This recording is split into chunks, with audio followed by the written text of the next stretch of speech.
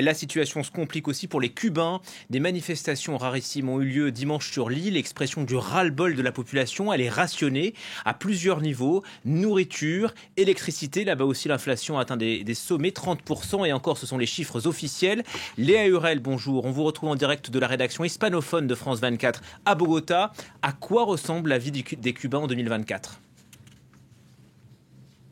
Bonjour, alors il y a ce chiffre qui est peut-être le plus parlant, qui est que près de 9 Cubains sur 10 vivent sous le seuil de pauvreté absolue. Et comment est-ce que cette statistique elle se traduit dans la vie quotidienne de ces personnes ? Eh bien, vivre à Cuba en 2024, tout d'abord, c'est faire la queue pendant de longues heures dans l'espérance de peut-être obtenir des rations de produits basiques comme du café, comme du riz, comme du sucre.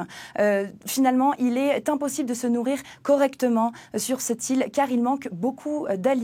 Depuis l'effondrement de son agriculture, Cuba importe plus de 80% des denrées alimentaires qu'elle consomme et il manque également cruellement de médicaments. Et vivre à Cuba en 2024, c'est aussi pour beaucoup d'habitants ne pas avoir d'électricité pendant plusieurs heures, avoir des coupures de courant à répétition, parfois durant plus de 8 heures, 10 heures d'affilée dans une même journée. La principale cause, ce sont les travaux de maintenance sur la plus grande centrale thermoélectrique de l'île. Mais il y a aussi un cruel manque de carburant pour alimenter, pour faire fonctionner les 7 autres centrales qui existent sur le territoire. Et finalement, c'est tout ce contexte qui explique pourquoi les gens sont descendus dans la rue dimanche dernier. Voilà pour le constat. Léa, est-ce que le gouvernement cubain a réagi ?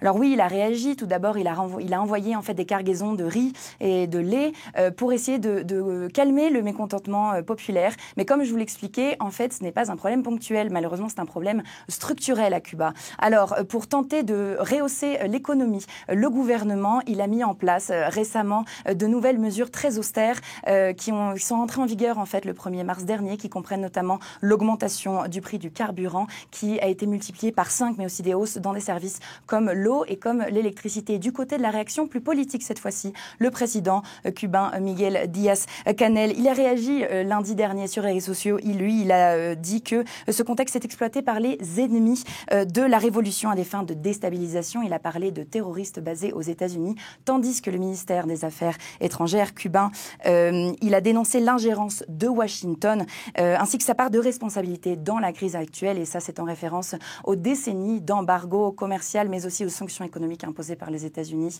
Et il est très important de rappeler, pour terminer, que cette situation extrêmement difficile économiquement à Cuba et socialement, eh bien, elle a déclenché le plus grand exode migratoire jamais connu dans l'histoire du pays, avec en 2 ans déjà plus de 500 000 Cubains qui ont rejoint les États-Unis.